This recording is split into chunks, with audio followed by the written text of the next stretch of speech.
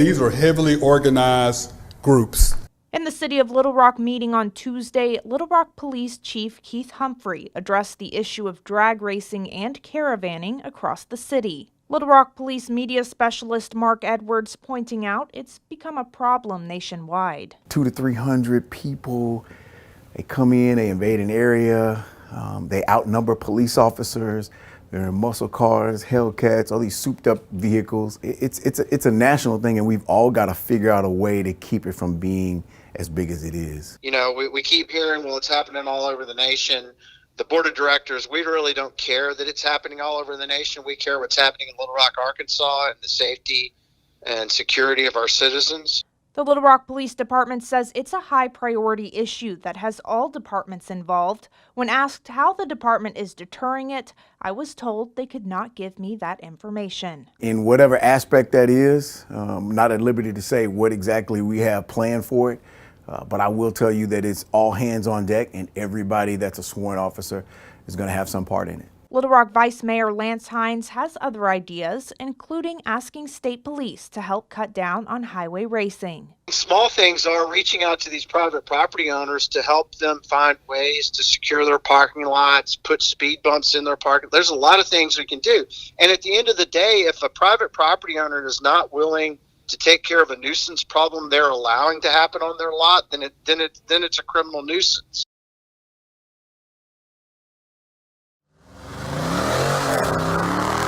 You always have your meet and greet where you find a location, everyone pull up to the parking lot, everyone show off the nice cars and stuff. Then you have a second location to where we go, and then we just do donuts. People show off their driving skills. Caravanning, drag racing, drifting, and burnouts aren't anything new to Little Rock, but it became more popular in the streets after the pandemic began. It's like a family thing. Cash has been going for about a year now, recording the meets. Welcome back to another video. We just built a bond to where we enjoy doing the same thing.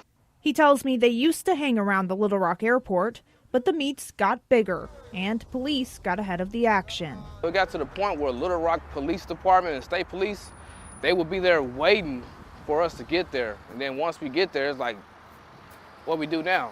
In 2020, Arkansas State Police wrote 107 tickets for drag racing. That's twice as many as previous years. Little Rock Police wrote 862.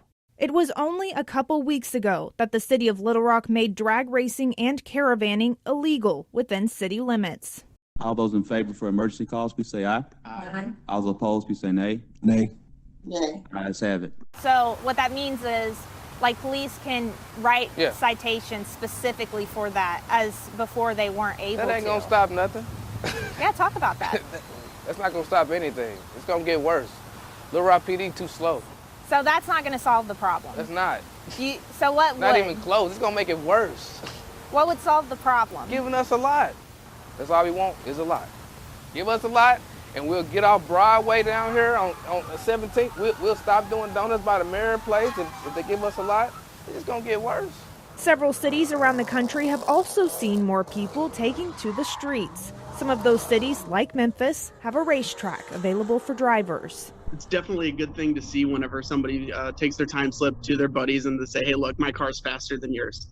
And there's just not quite as good of a way to do that than here at the drag strip. Providing a platform like that will be useful and helpful to those that may want to attend or even pay a small fee. But the thrill, the challenge, those challenges are accepted. Those challenges are published and produced over social media, which is the draw for most of these drivers. Just in the last year alone, Memphis police have given 1,300 tickets for reckless driving. To help stop the problem, they are starting a campaign to slow down Memphis. And the Tennessee legislature is trying to pass a law to make drag racing a Class A misdemeanor with steeper fines and possible jail time. And we want to make sure those fines are not reduced. Those fines are not dismissed, but we are holding the right people accountable for those actions that are occurring out on the roadway. The city of Little Rock is not currently considering a drag racetrack. In a statement sent to us from the mayor's office, It's a safety risk, and the city would need to discuss the idea of implementing that. If someone wanted a track or lot, they would need to voice that to the city directors. We've been using certain tactics, and it seems like it's been helping in the last recent few weeks. Police are still expected to carry out the new law that prohibits drag racing. When we see people who are doing it, we're pulling them over, writing tickets, towing cars, just trying to make sure that we keep the streets as safe as we can for everybody. I understand it from the city's point. I really and truly do. I understand it from the police's point and everything. But I believe that if we come together and just have a conversation and try to have a dialogue with city leaders, I'm sure we can get something done where it fits to the city, the community, and the young men and women that drive their cars and want to just have fun.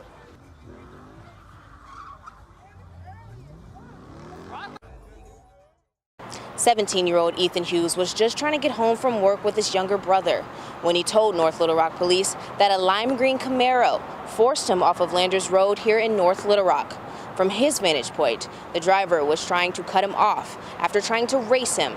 We just got the car on July the 1st, and we hadn't even had it a full 7 days before it was wrecked. This is what North Little Rock police saw when they pulled up to the scene of a car incident on July 6 around 10 p.m. 17-year-old Ethan Hughes was driving home from work with his younger brother. They were driving northbound on Landers Road when he says a lime green Camaro in another lane cut him off in the turning lane. And then tried to race them to get onto the interstate. When he cut them off, he was either going to hit them or Ethan was going to have to move.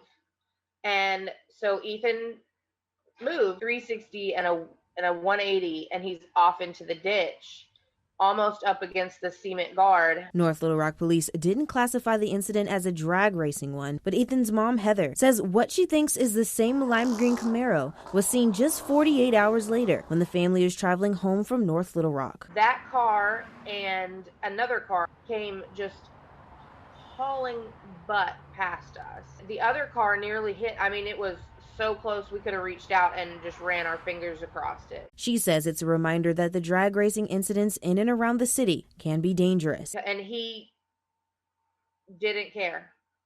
I don't understand what is going on with the racing right now, but they have absolutely no care in the world about who is around them or what's going on. They were absolutely made for each other. Both of them were just kind of quirky, I guess you would say. Trisha and Jeremy McCool, a couple that would be together forever, but forever came too soon for their family. It was absolutely horrible.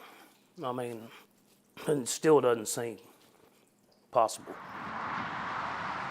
It was a normal Saturday afternoon in March 2022. The couple was driving on I-30 in Little Rock. Nobody knows, but they were probably headed to the movies. The police report shows 18-year-old Byron Chavez Velasquez was also driving down that interstate racing when he rear-ended the McCool's car, forcing both vehicles off the road and into a line of trees. The McCools were thrown from their car. Both died from their injuries. It's absolutely senseless. This isn't your Saturday night folks drag racing out in the middle of nowhere. These people are running 120 miles an hour down Interstate 30 at 2 o'clock on a Saturday afternoon. The police report also reveals that Velasquez did not have a license and was driving someone else's car. Prosecutors charged him with 2 counts of negligent homicide. The charges only misdemeanors. If Velasquez is found guilty, the maximum time he could serve is up to a year in prison. There's got to be some consequences for it. When you have instances where drag racing is involved, that is a decision that somebody makes to initiate dangerous behavior on the roadways, and that always affects other people, innocent motorists. According to Arkansas State Police, this is the only case of a person dying from racing on the interstate. They add that since more people have returned to work, troopers have seen the number of racing incidents go down. Moving to now, where we see it very rarely. State police say more patrols on the interstates have helped deter those who want to break the law. Usually our trooper will pull on scene and initiate his emergency equipment most of the time just as blue lights, and most of the time the cars will disperse fairly quickly. As for Jeremy and Trisha's family, they say they hope this never happens to anyone else and wish the penalties for this crime were higher. There's no justice in it whatsoever. Velasquez will have a jury trial later this year for those negligent homicide charges. Trisha McCool's mother is also suing him, seeking $4 million in damages.